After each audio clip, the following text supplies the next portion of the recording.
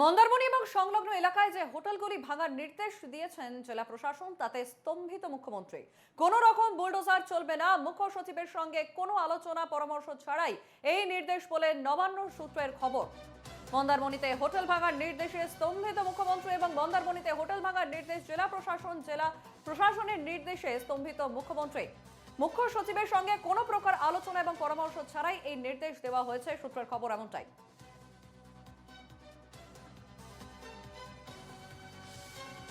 মন্দারমণিতে হোটেল ভাঙার নির্দেশে স্তম্ভিত মমতা, মুখ্য সচিবের সঙ্গে কোনো আলোচনা এবং পরামর্শ ছাড়াই এই নির্দেশ দেওয়া হয়েছে এমনটাই খবর নবান্ন সূত্রে।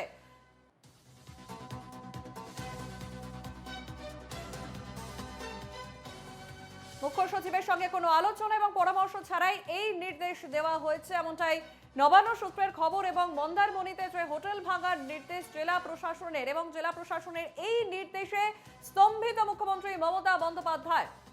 কোন রকম বুলডোজার চলবে না স্পষ্ট জানান তিনি এবং মুখ্য সচিবের সঙ্গে কোনো আলোচনা এবং পরামর্শ ছাড়াই এই নির্দেশ বলেই নবান্ন সূত্রে খবর।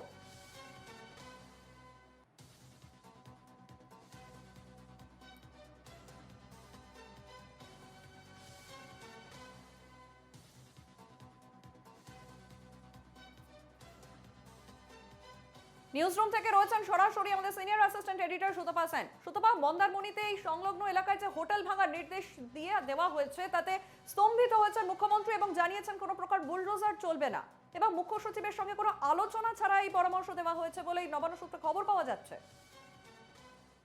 দেখো, অত্যন্ত চাঞ্চল্যকর তথ্য নিঃসন্দেহে বলা যেতে পারে। যেখানে হাইকোর্টের নির্দেশ রয়েছে হোটেলগুলোকে ভেঙে ফেলতে হবে এবং সেই মতো জেলা প্রশাসন সমস্ত রকম ব্যবস্থা নিয়েছে, সেখানে নবান্ন থেকে কিন্তু আজকে জানিয়ে দেওয়া হলো যে এই ঘটনার তথ্য নবান্নের কাছে নেই।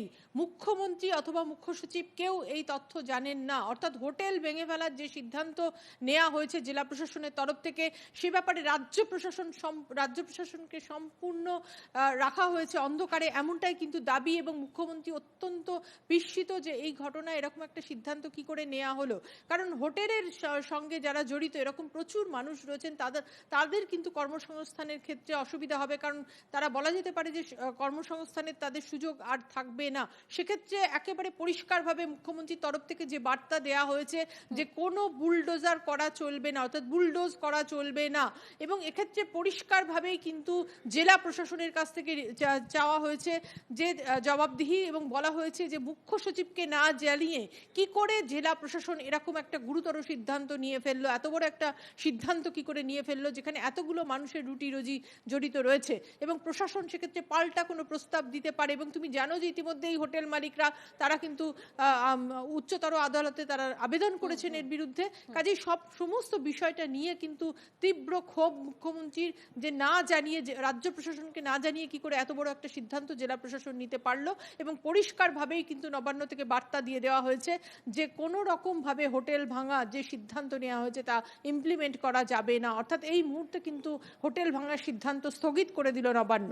বেশ, একবারই ধন্যবাদ সুতপা। আমাদের সঙ্গে সরাসরি নিউজরুম থেকে ছিলেন আমাদের senior assistant editor Sutapa Sen.